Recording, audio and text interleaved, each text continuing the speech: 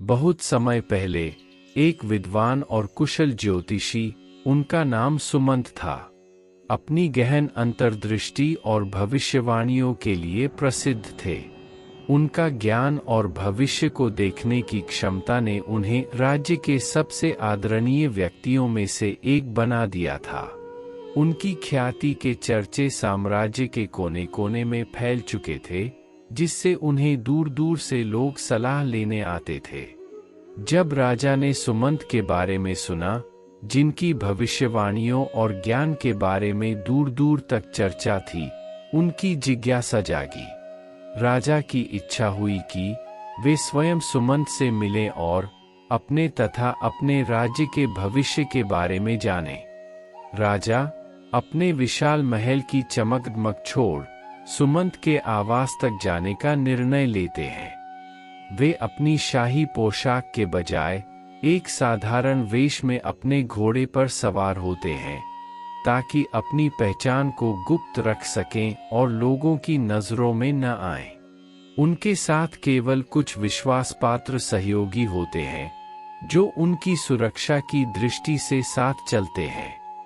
महल के प्रांगण से निकलते ही राजा अपने राज्य के विभिन्न हिस्सों को देखते हुए आगे बढ़ते हैं।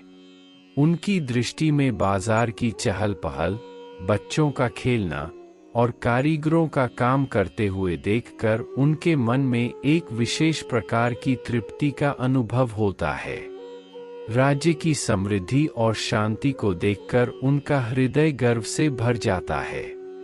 सुमंत का आवास महल से दूर एक शांत इलाके में स्थित होता है, जहां आसपास प्रकृति की सुंदरता और हरियाली छाई रहती है।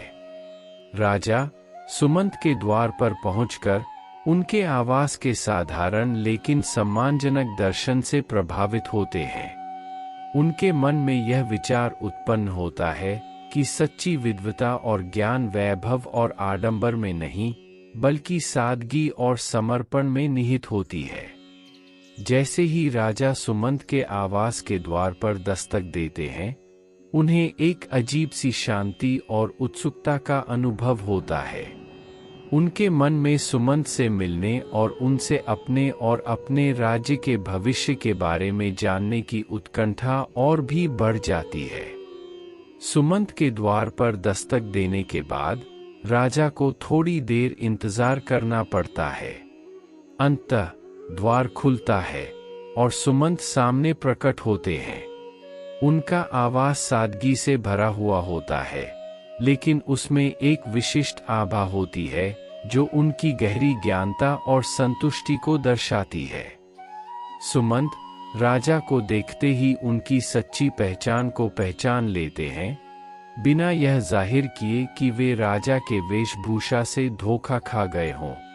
स्वागत है महाराज, सुमंत नम्रता से कहते हैं। आपके आगमन से यह स्थान धन्य हो गया है। राजा सुमंत की प्रखर अंतर्दृष्टि से प्रभावित होकर उन्हें अपनी समस्याओं को साझा करने का निर्णय लेते हैं। राजा और सुमंत के बीच एक गहरी चर्चा होती है, जिसमें राजा अपने और अपने राज्य के भविष्य के बारे में पूछते हैं। सुमंत अपने ज्ञान और अंतर्दृष्टि का प्रयोग करते हुए राजा को उनके प्रश्नों के उत्तर देते हैं, लेकिन वे एक महत्वपूर्ण बात पर जोर देते हैं। महाराज, वे कहते हैं, भविष्य अटल है।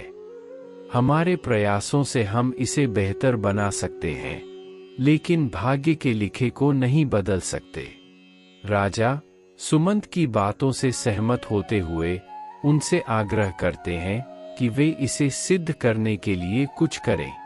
सुमंत एक परीक्षण की योजना बनाते हैं, जो न केवल राजा को बल्कि पूरे राज्य को भी यह सिखाएगा कि भाग्य के आगे हमारी शक्ति सीमित है। सुमंत ने राजा को एक अनूठा कार्य सौंपा।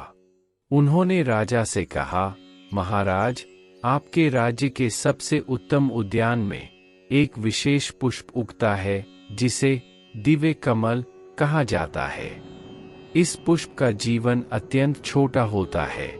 यह केवल एक रात्रि के लिए खिलता है और फिर मुरझा जाता है। आपका कार्य है इस पुष्प को 3 रात्रियों तक खिलाए रखना। राजा ने इस चुनौती को स्वीकार किया और तुरंत अपने विद्वानों और उद्यानिकी विशेषज्ञों की एक टीम को इस कार्य के लिए नियुक्त किया। उन्होंने दिव्य कमल को संरक्षित करने के लिए हर संभव उपाय किया, जिसमें विशेष पोषण, उपयुक्त प्रकाश और तापमान नियंत्रण शामिल थे।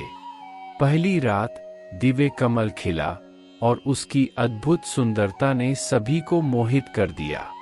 राजा और उनके सेवक उस पुष्प की सुंदरता और सुगंध से प्रसन्न हुए, लेकिन वे जानते थे कि असली चुनौती अभी शुरू हुई है। दूसरी रात दिव्य कमल फिर से खिला और इस बार उसकी चमक और भी अधिक थी। राजा और उनकी टीम ने राहत की सांस ली, लेकिन उनका ध्यान अब अगली और अंतिम रात पर केंद्रित था। तीसरी रात सभी ने बेसब्री से उस पल का इंतजार किया जब दिव्य कमल फिर से खिलेगा। लेकिन जैसे ही रात गहराई, उन्होंने देखा कि पुष्प मुरझाने लगा। सभी प्रयासों के बावजूद वे इसे जीवित नहीं रख पाए। राजा ने इस परिणाम से गहरा सबक सीखा। उन्होंने समझा कि प्रकृति और भाग्य के नियमों को बदलना मनुष्य के बस में नहीं है। उन्होंने सुमंत के पास वापस जाकर अपनी हार स्वीकार की और कहा, मैंने अपने भाग्य को चुनौती दी, लेकिन समझ गया कि कुछ चीजें हमारे हाथ में नहीं होती। सुमंत ने मुस्कुराते हुए उत्तर दिया, महाराज, यही जीवन का सबसे बड़ा सत्य है। हमें अपने भाग्य को स्वीकार करना सीखना चाहिए और उसके अनुसार ही अपना जीवन जीना चाहिए। इस प्रकार राजा ने सीखा कि जीवन में सब कुछ नियति द्वारा निर्धारित होता है और हमें अपनी सीमाओं को पहचानकर उनके भीतर ही खुश रहना सीखना चाहिए। यह कहानी हमें यही सिखाती है कि भाग्य के आगे सब निर्बल हैं और हमें जीवन में जो मिला है उसमें संतुष्ट रहना चाहिए।